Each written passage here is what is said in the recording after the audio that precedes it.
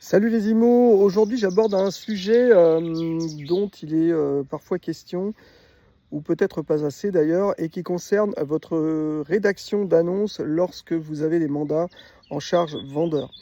Alors visiblement, d'après ce que je vois, il y a beaucoup d'incompréhension dans la partie juridique de cette rédaction d'annonce. Donc il faut comprendre une chose toute bête, c'est que du point de vue du législateur, quand vous êtes en charge vendeur, le prix qui est affiché en publicité pour le législateur, c'est le prix net demandé par le vendeur.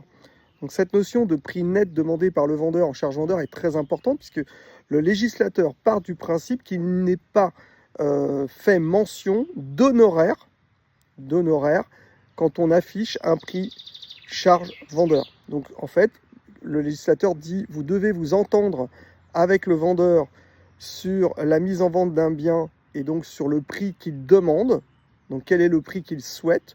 Donc il faut faire attention parce que si vous vous mettez d'accord avec un vendeur sur un prix net estimé de 200 000 euros par exemple, on va devoir dire au vendeur écoutez, on ne va pas mettre en vente à 210 000 euros, à 200 000 euros, pardon, on va mettre en vente à 210 parce que vous allez me devoir des honoraires.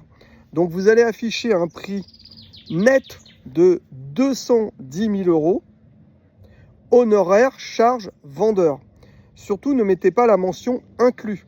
Vous ne pouvez pas mettre la mention inclus quand vous êtes en charge vendeur parce qu'en fait vous dites d'un côté que les honoraires sont à la charge vendeur et donc pour l'acheteur il n'y a pas d'honoraires, et si vous mettez inclus en fait vous dites tout et son contraire. Donc je répète, vous vous entendez sur un prix de mise en vente avec le vendeur, donc 210 000 euros. Ce prix de mise en vente pour le législateur est supposé être le net vendeur. Ensuite le vendeur encaissera ce prix chez le notaire, 210 000 euros, et vous présenterez votre facture d'honoraires.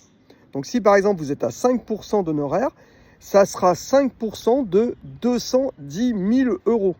Donc évidemment, les honoraires calculés en charge vendeur, même si vous respectez votre barème qui est de 5%, mais comme la base de calcul est plus élevée, 210 000 euros, le prix sur lequel vous êtes entendu, le montant des honoraires sera aussi plus élevé. Vous n'êtes pas hors honoraire, hors barème, vous êtes dans votre barème 5%. Ce qui compte, c'est la base de calcul qui n'est pas la même.